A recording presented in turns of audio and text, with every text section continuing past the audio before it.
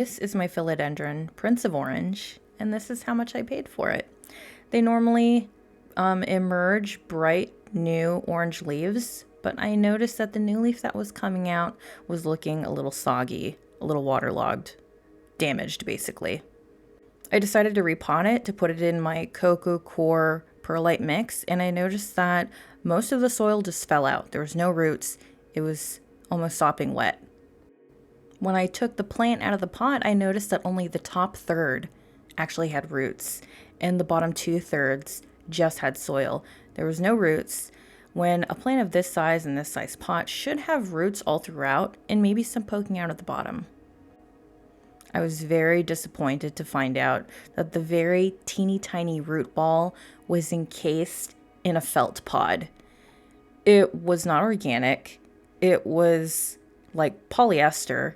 It was difficult to take off, and what little roots there were trying to overflow from the top of it. So most of the roots were actually at the surface of the soil. It was pretty terrible. I hate when I get plants like this.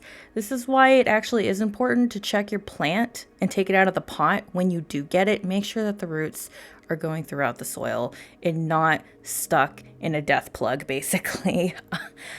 Hopefully, my little Prince of Orange will make it. I don't think that new leaf is going to make it. It looks pretty damaged. Some of the other plants that were at the nursery were kind of in the same condition, and I noticed that they tried to stop watering them because the newly emerging leaves were coming out damaged. And I think I know why, because they're all encased in a plug, and no matter what they do, the soil is always going to be sopping wet because the roots can't get through it. The roots can't absorb all that water. So here's to my little guy. Let's hope they make it.